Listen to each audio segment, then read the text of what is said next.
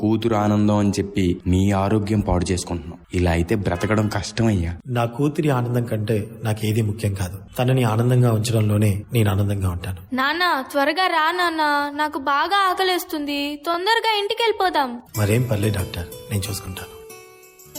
నాన్న నాకు బాగా ఆకలిసినప్పుడు ఆ ఆకలి తెలియకుండా ఒక పాట పాడతారు కదా, పాడండి నాన్న.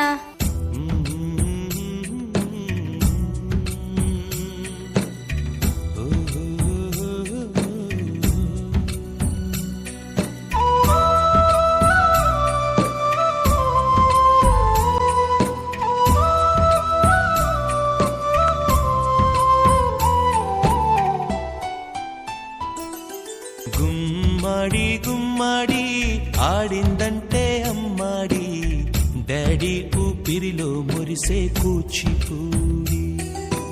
చిందాడి చిందాడి తుళ్ళిందంటే చిన్నారి, మమ్మీ చూపుల్లో చూడు ఎంత వేడి.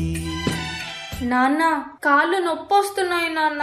వద్దంటే వినదే పగలంతా ఆడి పాడి, ముద్దైన తినదే పరిగెత్తే పైడి లేడి, చిలకల్లే చెవిలో ఎన్నో సులాడి, పడుకోదే పన్నెండైనా ఏం చేయాలి.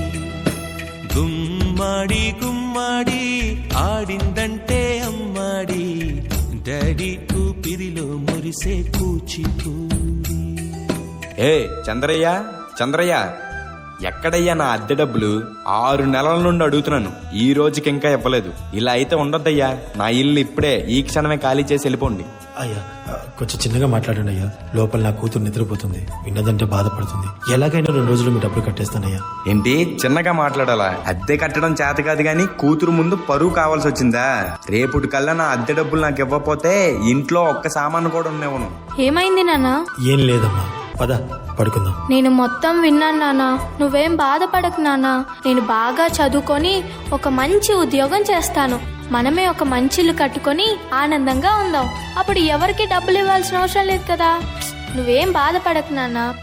ఎన్నెన్నో ఆశలతో పెంచానమ్మ గుండెల్లో,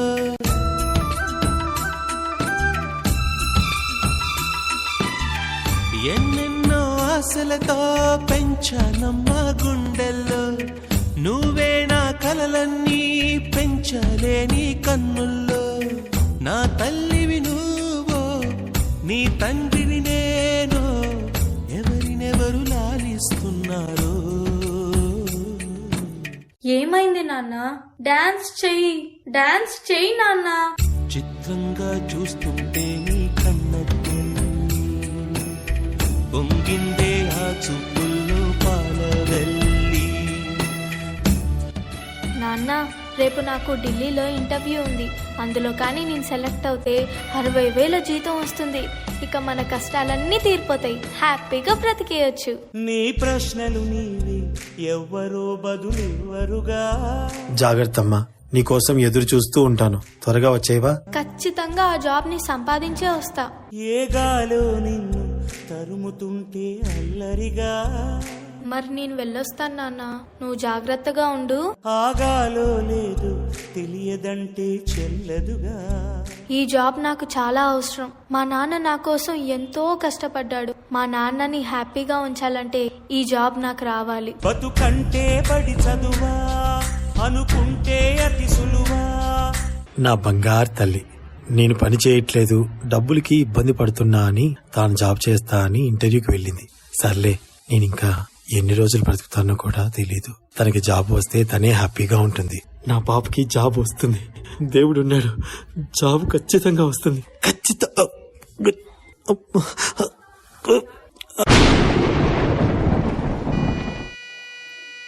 పొరపడినా పడినా జాలి పడదే కాలం మనలాగా. యు ఆర్ సెలెక్టెడ్, నీకు ఈ జాబ్ వచ్చింది. Thank you so much sir. నాకు జాబ్ వచ్చిందని తెలిస్తే మా నాన్న చాలా హ్యాపీగా ఫీల్ అవుతారు. ఇప్పుడే ఈ విషయం మా నాన్నకు చెప్పాలి. ఏంటి నాన్న ఫోన్ లిఫ్ట్ చేయట్లేదు? సరేలే, డైరెక్ట్ గా వెళ్లి సర్ప్రైజ్ చేద్దాం. ఆయన హ్యాపీగా ఫీల్ అవ్వటం నేను కల్లారా చూడాలి. ఒక నిమిషం కూడా ఆగిపోదే నువ్వు వచ్చేదాకా.